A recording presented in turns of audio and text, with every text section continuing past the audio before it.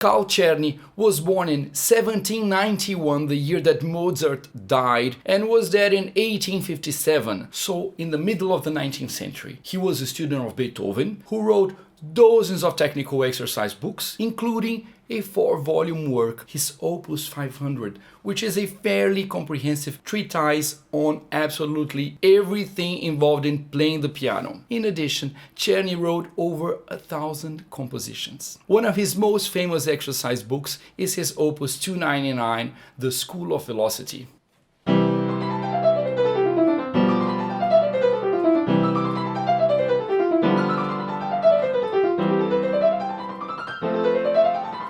Charles Hanon, born in 1819 and died in the 1900, on the other hand, wrote virtually only his famous method, the virtuoso pianist in 60 exercises.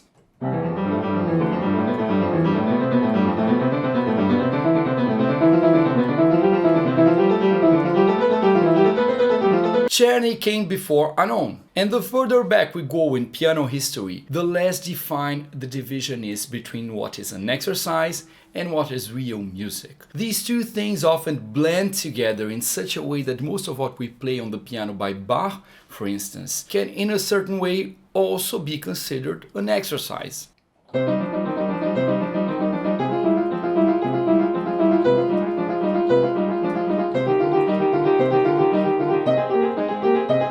These were pieces composed for his students with a didactic focus. And this happened because mechanical exercises, as we know them today, they didn't really exist yet. Exercises were essentially musical. And the reason for this would warrant another video entirely, and I won't go into it here, but it's enough to say that the musical focus of the 19th century changed drastically. The level of difficulty of pieces, the weight of the instrument, and the size of performance spaces began demanding a kind of athletic preparation from the performer. So Carl Czerny stands right at a historical moment where exercises began to have a more mechanical scope, but still retain a strong musical aspect. He sits at the junction between classicism and romanticism. His exercises are almost like pieces of music aimed at solving a technical issue. These musical pieces are often quite uninteresting, I know, but one can still sense their musical structure. So if you take a look at this exercise for arpeggios,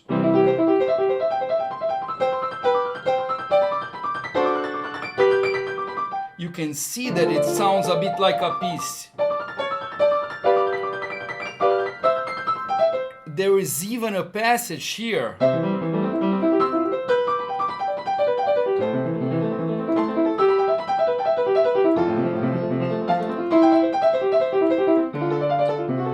That has a pattern, a harmonic pattern, that it's called a romanesca.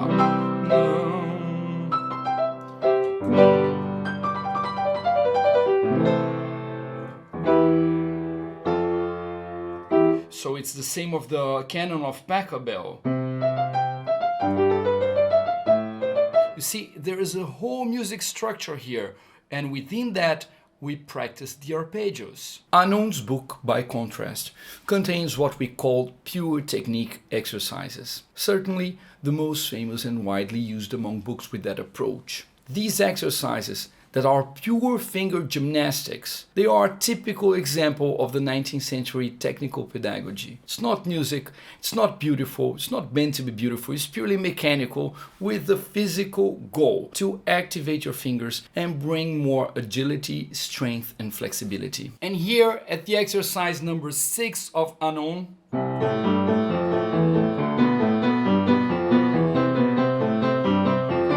we go up like this, and then we go back when we reach here.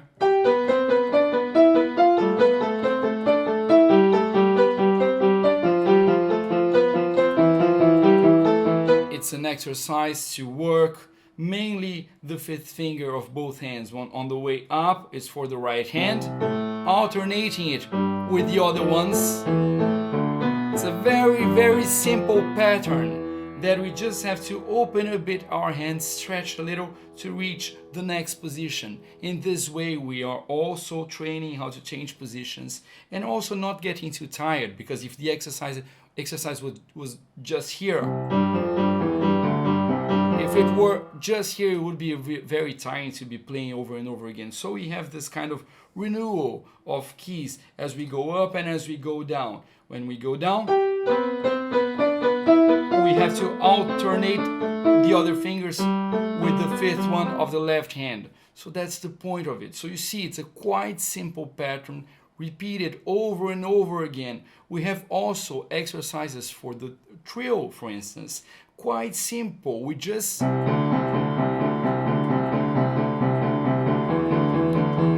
alternate the notes.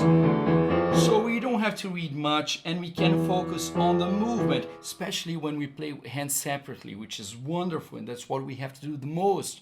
We can really work on the movement, on the tension, without having too much trouble reading complicated musical structures. But before we go any further, if you're watching this video because you feel like you don't yet have the technical control you're aiming for, I've put something together that is going to help you. It's called the Step-by-Step Guide to Technical Control at the Piano.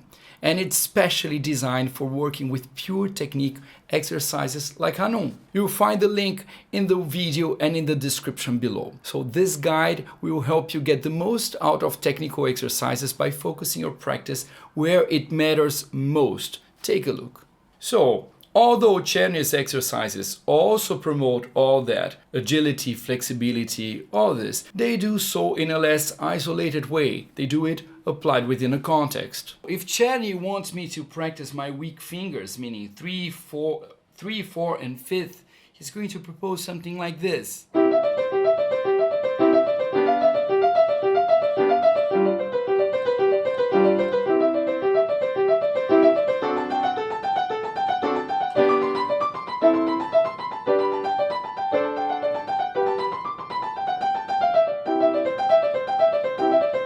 Can you see that it's a bit, it sounds like a piece of music, but I am doing this with the, and I'm doing with the 4, 3, 2, and then 5, 4, 3, so I'm practicing the weak fingers, but it sounds like a little piece of music. Hanon isolates small patterns and repeats them over and over. If the student has the willpower and patience, the book also suggests practicing the exercises in all keys. But to work on the weak fingers, here especially on the 3 and 4, Hanon would propose something very simple. I'll just do this.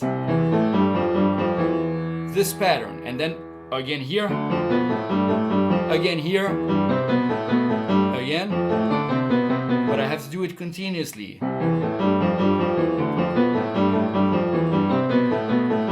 All the way up. So this way I am, you see, I'm playing with my weak fingers going 3 and 4 back and forth. All the way up, and then when I go down, it's my left which is working more intensely. 5, 4, 3, 4, 3, 2, 1, 3, 5, 4, 3. Just a pattern going up and then going down. Nowadays, it's common to criticize Hanon harshly, calling it purely technical exercise that won't train the pianist for beautiful musical touch, but rather a hard, heavy one. However, I would like to highlight a very interesting fact about Hanon. In 1917, Sergei Rachmaninoff wrote about the fundamental role that Hanon studies played in Russia, at least since 1891, the year he graduated from the Moscow Conservatory. Quote, "It may be interesting to hear something of the general plan followed in the imperial music schools of Russia. The course is 9 years in duration. During the first 5 years, the student gets most of his technical instruction from a book of studies by Hanon, which is used very extensively in the conservatories. In fact, this is practically the only book of strictly technical studies employed. At the end of the 5th year, an examination takes place. If the pupil fails to pass the technical examination, he is not permitted to go ahead. He knows the exercises in the book of studies by Hanon so well that he knows each study by number, and the examiner may ask him, for instance, to play study 17 or 28 or 32, etc. The student at once sits at the keyboard and plays. End quote. Do you realize what this means? Rachmaninoff, the pianist of pianists, required his students to study only Hanon during their first 5 years, and if in the exams a student couldn't play Hanon well, they were disqualified and not even allowed to play a piece of music. Therefore, although Czerny's books offer wonderful material to students and serve as a bridge from the technical challenges of the Baroque and the classical periods to the virtuosity of Romanticism, and although I assign various Czerny books to my students, I believe Hanon's work comes first. It's an intense foundational work upon which a pianist's technique is built. Without activated fingers, you can play anything. And being able to do this with exercises that are extremely simple to read, where the student can focus exclusively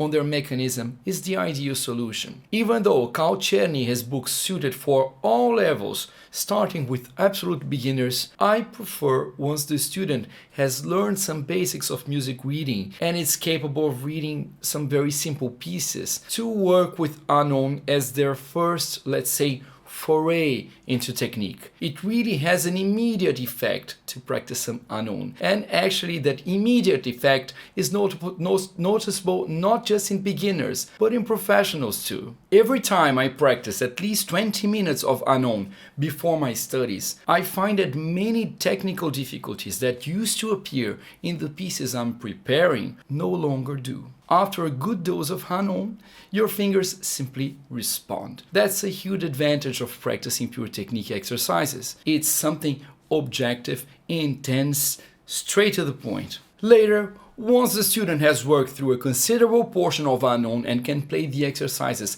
at least 60 BPM per quarter note, I start assigning them books by Carl Czerny, such as Opus 849,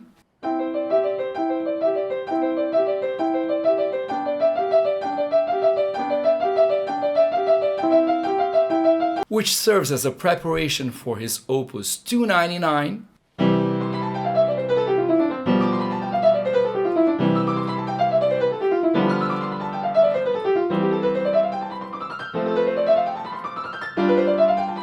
and eventually his Opus 740, which is his most difficult book.